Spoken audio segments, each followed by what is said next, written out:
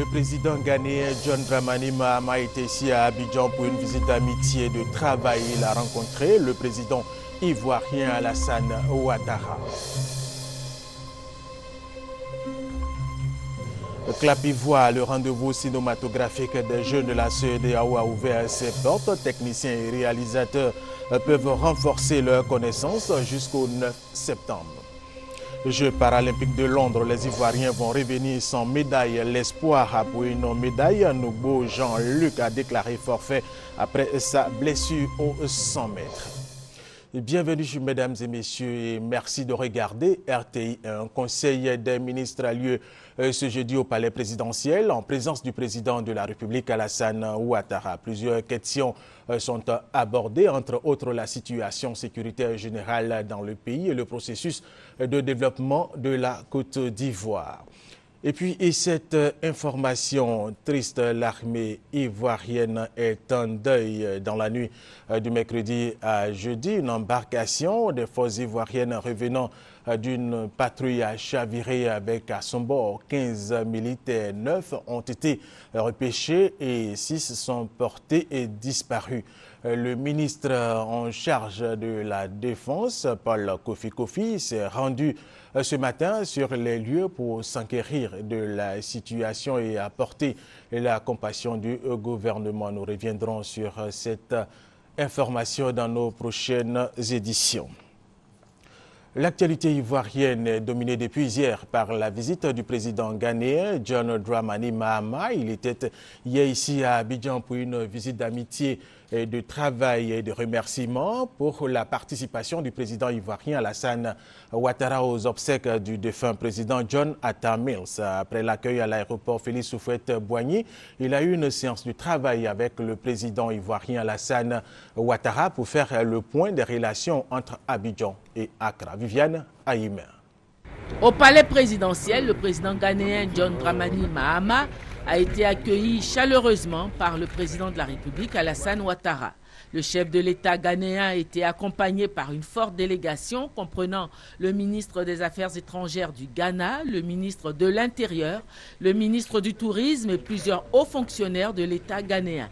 Le chef de l'État ghanéen effectue une visite de remerciement au président de la République Alassane Ouattara pour sa compassion et son soutien, ainsi que celui de son gouvernement, au gouvernement et au peuple ghanéen lors du décès et des obsèques du président John Atta Mills.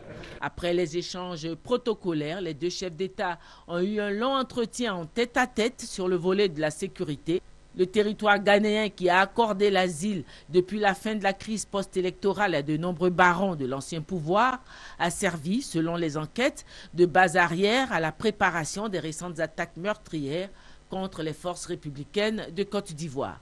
Selon le communiqué final, il a été question de renforcer la coopération dans les domaines de la défense et de la sécurité, mais aussi dans le domaine de l'entraide judiciaire. Pour exemple, on sait qu'il n'existe pas encore d'accord d'extradition judiciaire entre la Côte d'Ivoire et le Ghana. Le fait pourrait certainement être corrigé bientôt. Le volet économique n'a pas été oublié. Le tête-à-tête entre les deux chefs d'État a été suivi d'un déjeuner en privé au terme duquel le président de la République et son hôte ont fait une déclaration à la presse. Oui, Monsieur le Président, c'est un grand honneur pour nous de vous accueillir. Il y a à peine quelques semaines, nous étions à Accra pour les obsèques de feu le président Atta Mills. Oui, nous voudrions à nouveau vous réitérer toutes nos condoléances. À vous-même, au peuple frère du Ghana et vous dire toute la sympathie et toute la compassion que nous éprouvons à cette occasion. Et vous m'avez indiqué à cette occasion que vous comptiez venir en Côte d'Ivoire et bien sûr dans d'autres pays, nous remercier pour avoir été à vos côtés, mais cela était tout à fait normal dans nos traditions africaines. Donc merci d'être venu en Côte d'Ivoire ce jour et je sais que vous devez continuer tout à l'heure dans d'autres pays de notre sous-région et je voulais vous dire donc très grand merci et vous souhaiter également tous mes vœux, vous faire tous mes vœux pour le Ghana, pour le peuple ghanéen et je suis certain que les relations étroites qui ont toujours marqué la coopération entre les deux pays dans tous les domaines continuera de se renforcer. Mr. President, let me En Afrique, lorsque un malheur nous frappe, un désastre, une calamité, il est de coutume que d'autres personnes viennent se mettre à côté de vous, vous assister. Et le lendemain, vous aussi, à votre tour, vous venez les remercier pour ce geste. Donc, c'est la raison pour laquelle vous nous voyez ici aujourd'hui, moi et ma délégation, c'est pour vous remercier ainsi que le peuple ghanéen qui vous remercie. Mais ma visite aussi m'a permis d'avoir quelques discussions au niveau bilatéral avec vous. Nous avons eu des échanges par rapport à certains accords et nous avons traité d'autres sujets. Je voudrais vous assurer que le territoire ghanéen ne sera pas une base pour créer des troubles en Côte d'Ivoire. Nous n'allons pas permettre cela. La stabilité de la Côte d'Ivoire doit demeurer. Nos deux peuples sont pareils. C'est à cause de la colonisation que nous avons été séparés. Mais sinon, c'est le même peuple. Nous sommes des frères et nous allons le demeurer. Et je voudrais vous assurer que les relations que vous aviez eues avec mon prédécesseur vont demeurer les mêmes. Ce sont les mêmes relations que vous aurez avec moi. Je voudrais que nous maintenons ces rapports qui ont été très proches. Nous allons discuter souvent pour maintenir ce genre de relations. Après sa visite au président de la République, le chef de l'État ghanéen a eu une rencontre avec la communauté ghanéenne vivant en Côte d'Ivoire. La rencontre entre le président ghanéen John Dramani Mahama et le président ivoirien Alassane Ouattara a été sanctionnée par un communiqué final rendu public par le ministre d'État, ministre des Affaires étrangères Daniel Kablan-Duncan. Nous écoutons le chef de la diplomatie ivoirienne. Dans le cadre de sa tournée régionale entreprise pour traduire les remerciements du peuple ghanéen aux délégations des pays amis qui ont apporté leur soutien au Ghana à l'occasion des obsèques et du dernier hommage rendu le 10 août 2012 au président John Evan Atta Mills, Son Excellence M. John Dramani Mahama, président de la République du Ghana, a effectué une visite en Côte d'Ivoire le 5 septembre 2012. Le chef de l'État ghanéen était accompagné d'une importante délégation, comprenant notamment Son Excellence M. Aladji Mohamed Moumouni, ministre des Affaires étrangères et de la coopération régionale, Son Excellence M. Aboua, ministre de l'Intérieur, Son Excellence M. Akwa Sena Dansoua, ministre du Tourisme, ainsi que plusieurs hauts fonctionnaires. Le président ghanéen et la délégation qui l'accompagne ont reçu un accueil chaleureux et enthousiaste à la dimension de relations fraternelles existant entre les peuples ivoiriens et ghanéens. Pendant cette visite, les deux chefs d'État ont eu des entretiens en tête-à-tête qui sont déroulés dans une ambiance empreinte de courtoisie et de parfaite compréhension. Ils ont, à cette occasion, fait un large tour d'horizon des questions bilatérales ainsi que de l'actualité en Afrique et dans le reste du monde. Au plan bilatéral, les deux chefs d'État ont exprimé leur satisfaction quant à l'esprit de solidarité qui préside aux relations séculaires et fraternelles entre les deux pays. Ils ont noté leur volonté commune d'élargir et de renforcer la coopération entre la République du Ghana et la République de Côte d'Ivoire dans l'intérêt mutuel des deux peuples qui entretiennent déjà d'excellentes relations. Ils se sont réjouis de la tenue de la 9e session de la Grande Commission mixte de coopération dont les travaux ont permis aux deux parties de faire le bilan de leur coopération et tracer les sillons novateurs pour l'accélération et le renforcement des échanges entre les deux pays. Ils ont réitéré leur ferme détermination à tout mettre en œuvre afin d'assurer l'application effective des recommandations de cette session, particulièrement en ce qui concerne l'entraide judiciaire et la coopération dans les domaines de la défense et de la sécurité. Les chefs d'État ont relevé les énormes opportunités qu'offrent les économies de leurs pays respectifs. À cet égard, ils ont invité les opérateurs économiques ivoiriens et ghanéens à intensifier leurs relations en vue d'un partenariat mutuellement bénéfique. Évoquant la situation intérieure de son pays, le président Alassane Ouattara a présenté à son homologue ghanéen les progrès notables réalisés dans le cadre du processus de réconciliation et de reconstruction en Côte d'Ivoire. Pour sa part, le président John Dramani Mahama a exprimé son soutien au chef de l'État, au gouvernement et au peuple ivoirien pour les efforts soutenus en vue de la réussite de l'œuvre de reconstruction entamée sous les auspices du président Alassane Ouattara et de la restauration définitive de la paix en Côte d'Ivoire.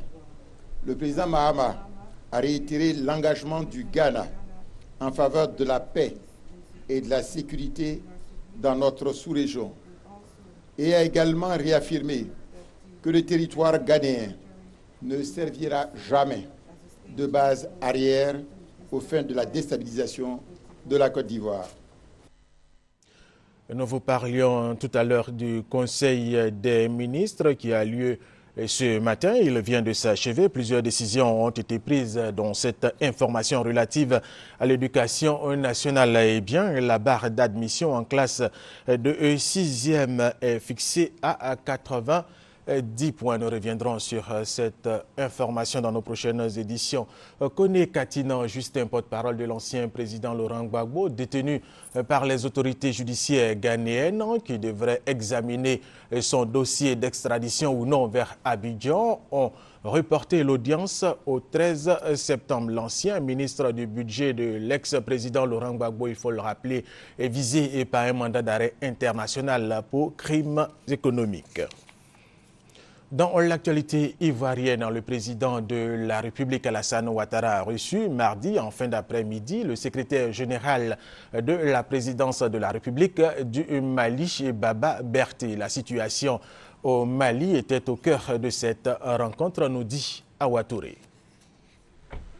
L'émissaire du président Dioncounda Traoré est venu transmettre au président de la République Alassane Ouattara, président en exercice de la CEDEAO, un message de son homologue malien, message qui a trait à la situation au nord du Mali.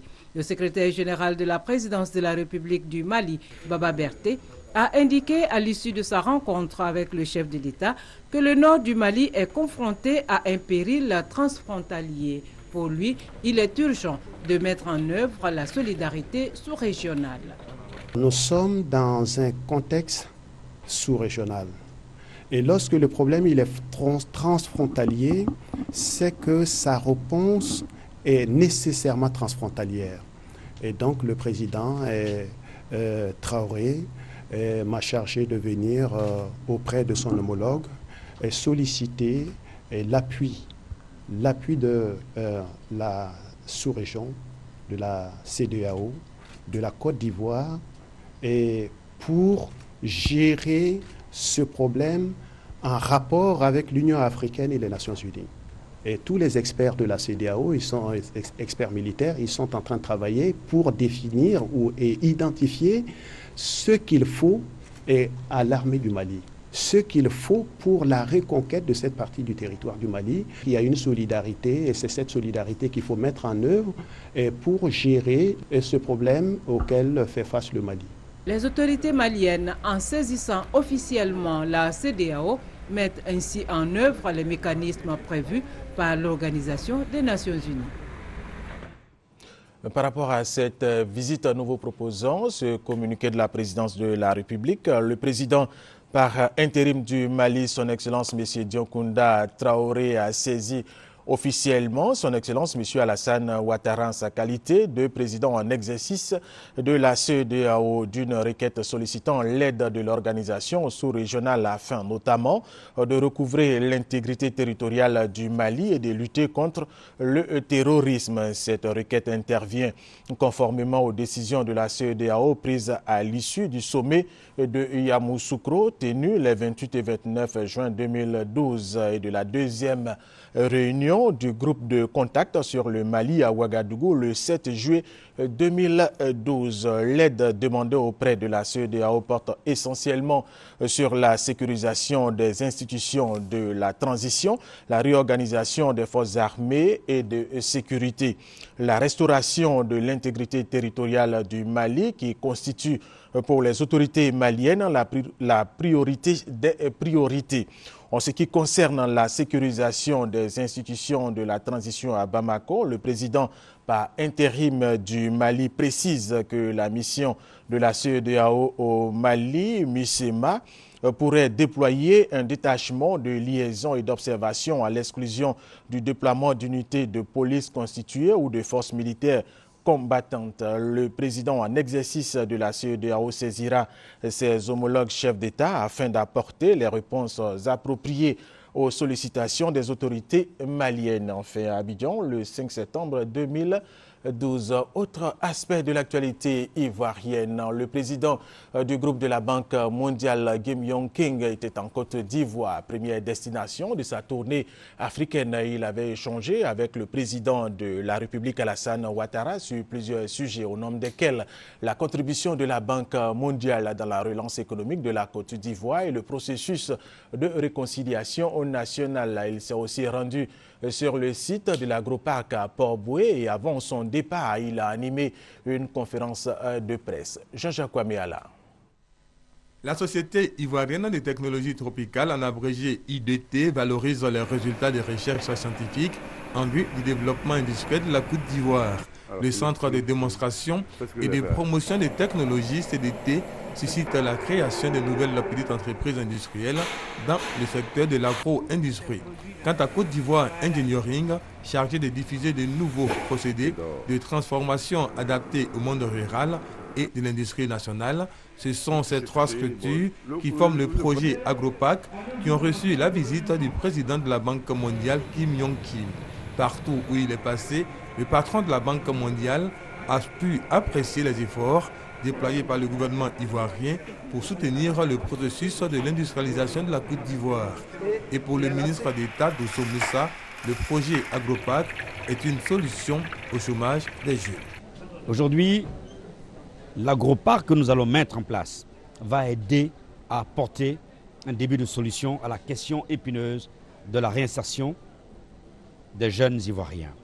Le président de la Banque mondiale est impressionné par cette capacité de la Côte d'Ivoire à fabriquer des mini-outils de production. Je viens juste de faire la visite d'AgroPark, un complexe industriel, et j'ai vu effectivement que le partenariat fort entre le public, le secteur public et le secteur privé est la voie à suivre. La Côte d'Ivoire doit renforcer ce genre de partenariat et je suis sûr que ça portera ses fruits. Avant de quitter la Côte d'Ivoire et pour encourager le président Alassane Ouattara dans toutes ses réformes, le président de la Banque mondiale a annoncé cette bonne nouvelle.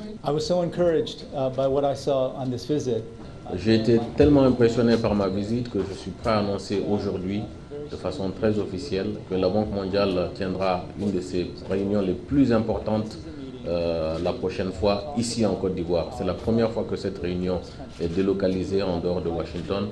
C'est une réunion qui va donc statuer sur les conditions de mobilisation et d'utilisation des fonds pour les pays les plus pauvres. Donc c'est une date importante, c'est une réunion importante pour la Côte d'Ivoire et pour l'ensemble des pays qui bénéficient donc de ces ressources de la Banque mondiale. La rencontre va se tenir avant la fin de l'année 2012. C'est une conférence de l'Association internationale de développement IDA, un guichet de la Banque mondiale consacré au financement des ripostes à la crise pour les pays pauvres. Une véritable aubaine pour la Côte d'Ivoire qui va certainement voir son enveloppe IDA d'environ 150 milliards de francs CFA par an, revue à la hausse au cours de ses assises. Le président de l'Assemblée nationale, Guillaume Soro, était à Libreville au Gabon. Il était dans la capitale gabonaise à l'invitation du président de l'Assemblée nationale du Gabon pour participer à l'ouverture de la deuxième session 2012 de l'Assemblée nationale du Gabon. Thomas Banchi était à Libreville pour RTI 1. Le Benjamin des présidents des représentations nationales africaines rencontre le doyen. Zouba Dama, président de l'Assemblée nationale du Gabon, a tenu à recevoir le président Guillaume Soro pour marquer l'ouverture de la deuxième session 2012 de son institution d'un message fort. C'est par le renforcement de la coopération entre les représentations nationales que les échanges entre les peuples africains s'intensifieront de manière bénéfique. Car les problèmes de nos populations sont à quelques variantes près les mêmes. Le coût élevé de la vie, la gouvernance et la démocratie. Sur ce dernier point, les deux présidents sont d'accord pour affirmer que le jeu démocratique devrait s'inspirer du sport. Ainsi, l'Assemblée nationale du Gabon, à l'occasion de l'ouverture de cette session budgétaire, a élevé Anthony Obam dans l'ordre du mérite parlementaire pour sa médaille d'argent obtenue aux derniers Jeux olympiques de Londres. Il n'en fallait pas plus pour le président Guillaume Soro pour développer devant les députés, le Premier ministre et le gouvernement du Gabon un plaidoyer en faveur du fair play en politique. Pourquoi les hommes politiques ne se considèrent-ils pas comme des athlètes de haut niveau qui ont le privilège de participer à des épreuves difficiles et destinées à départager les candidats aux plus hautes fonctions? Pourquoi le fair play, cette vertu cardinale de l'olympisme, ne peut-il s'appliquer aux joutes oratoires et aux campagnes électorales?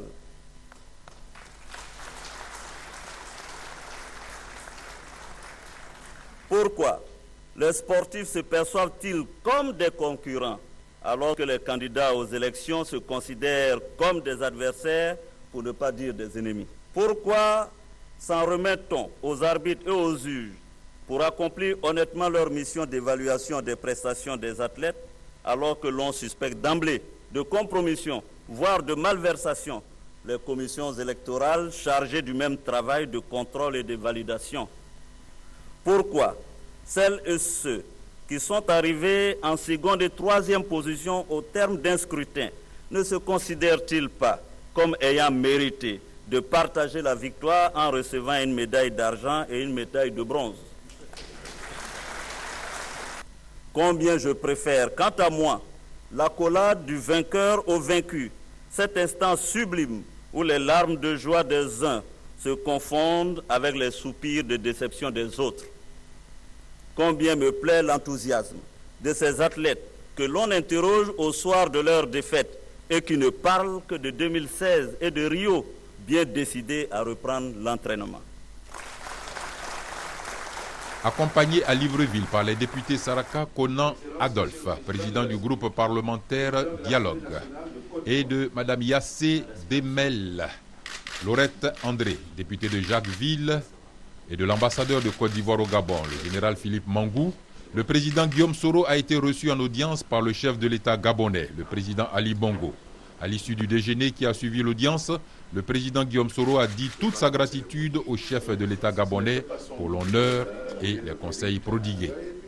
J'ai profité pour faire le point de la marche du pays au président de la République et bénéficier, bien entendu, de ses conseils, de son point de vue sur l'évolution de la paix et la réconciliation de mon pays.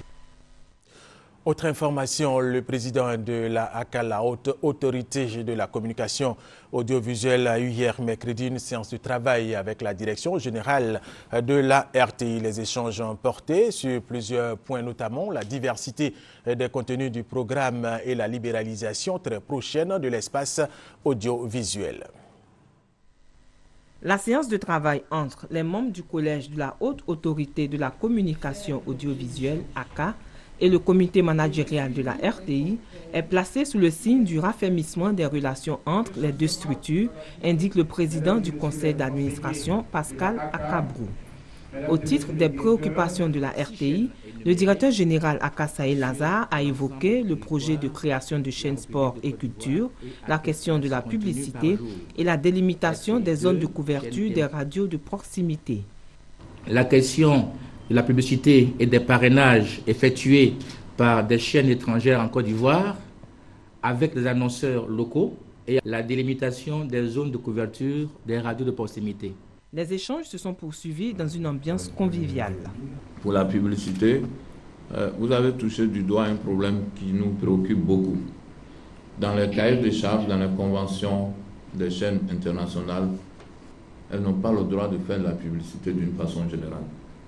Et nous les avons interpellés plusieurs fois. C'est une question extrêmement complexe. Aujourd'hui, les chaînes de proximité ont le droit de mettre dans un rayon de 75 km, voire 80. Et c'est ce qui fait aussi la confusion. Mais je suis très heureux que vous posiez cette question, monsieur le directeur général, mesdames et messieurs, parce que ça va être l'occasion pour qu'on puisse s'asseoir pour étudier toute la question des fréquences et des débordements. Au thème de la rencontre, le président de la ACA, Ibrahim Sy Savané, a indiqué que la date du 17 juin 2015 marquera la fin de l'analogique, car la Côte d'Ivoire passera au numérique dès le premier trimestre de l'an 2013. À cet effet, des conseils d'usage ont été donnés aux responsables de la RTI afin de garantir le succès de ce passage. Et c'était un reportage de Patricia Omou et actualité cinématographique Clap Ivoire. Le rendez-vous cinématographique des jeunes de la CEDEAO est ouvert depuis mardi pour prendre fin le 9 septembre prochain. Clap Ivoire offre aux jeunes techniciens et réalisateurs des pays membres de la CEDEAO le renforcement de leurs connaissances en matière de production audiovisuelle. Hugues Hervé Blé. Clap Ivoire remet le couvert avec une particularité cette année. En plus de ceux de l'UEMOA, Clap Ivoire est élargi à tous les pays de la CEDEAO. Pour sa 12e édition, Clap Ivoire se positionne comme un symbole de paix et d'intégration de la sous-région. Une vision à laquelle adhèrent les jeunes techniciens et réalisateurs de l'Afrique de l'Ouest, compétiteurs d'une semaine, qui ont l'occasion de faire apprécier leur création. Que les États, c'est-à-dire nos dirigeants, puissent encourager cela, mettre les moyens à disposition pour ceux-là qui ont ces idées. C'est seulement l'art qu'on peut donner le message pour tout le monde et j'espère que Clap Ivoire va nous donner une possibilité de savoir qu'on peut faire beaucoup de choses dans le cinéma. Aider les jeunes talents à éclore, c'est l'objectif de Clap Ivoire qui a le soutien de l'UEMOA, l'OIF et la CEDEAO. La compétition elle-même se tient dans des salles de cinéma. Ici, il va y avoir au Palais de la Culture des colloques. Aujourd'hui, le cinéma passe en 3D. Nous avons 40 jeunes que nous sommes en train de former et nous serons les premiers en Afrique à faire des films en 3D après Clap Ivoire. Président du jury de Clap Ivoire 2012, Catherine Ruel, journaliste et critique de cinéma bien connue à RFI. En compétition à Clap Ivoire 2012 qui s'achève le 9 septembre à Abidjan, 8 fictions et 8 documentaires. Nous vous le disions dans la nuit d'hier à aujourd'hui, une embarcation des forces ivoiriennes revenant d'une patrouille à chaviré avec à son bord 15 militaires, 9 ont été repêchés et 6 sont portés disparus. Le ministre en charge de la Défense, Paul Kofi, s'est rendu sur les lieux pour s'enquérir de la situation. Tous les chefs des grands commandements étaient à l'accueil du ministre en charge de la Défense, Paul Kofi, venu s'enquérir de la situation qui fait suite au chavirement d'une embarcation de la Marine nationale revenant d'une patrouille sur le plan d'eau lagunaire. Pour le contre-amiral Konaté Diakaria, commandant la Marine nationale, ces patrouilles entrent dans le cadre global de mesures prises après les attaques des positions des forces républicaines de Côte d'Ivoire. Dans le point de situation, le lieutenant de vaisseau Dadier Vallès a indiqué que c'est exactement à minuit 38 que la lettre a été donnée. Une embarcation d'éléments des forces de sécurité et de défense a chaviré dans les environs du pont Félix Houphouët-Boigny, non loin de la base annexe de la Marine nationale. Le bilan, selon l'officier de la Marine, fait état de 9 rescapés et de 6 personnes portées disparues. Le ministre en charge de la Défense, Paul Kofi, s'est donc rendu sur les lieux au nom du président de la République. Nous sommes attristés, affligés par ce qui s'est passé dans la nuit d'hier à aujourd'hui, avec la disparition de nos hommes, 6 de nos hommes. Nous continuons les recherches et nous voulons saisir l'occasion pour les encourager. Ils étaient en mission commandée. Je voudrais demander à tous ceux qui sont sur le terrain ou qui sont en attente d'aller sur le terrain, de savoir raison garder, d'être suffisamment fort face à l'événement. Il y a beaucoup de risques dans le métier, mais il faut qu'ils soient suffisamment forts par rapport à ça et que nous les encourageons pour tout le travail qui est abattu et auprès des généraux Et nous espérons avoir de meilleurs résultats dans les heures qui viennent et que les recherches continuent. Donc nous avons aussi insisté sur le fait que le président de la République nous a envoyé ce matin pour faire le point. Et tout à l'heure, nous allons lui rendre compte. Donc, ils ont le soutien et les encouragements du chef de l'État, le président de la République. Les recherches se poursuivent avec l'ensemble des forces ivoiriennes, la Licorne et les hommes de l'opération des Nations Unies en Côte d'Ivoire. Rendons-nous maintenant aux États-Unis d'Amérique où la bataille pour la présidentielle de novembre prochain bat son plein.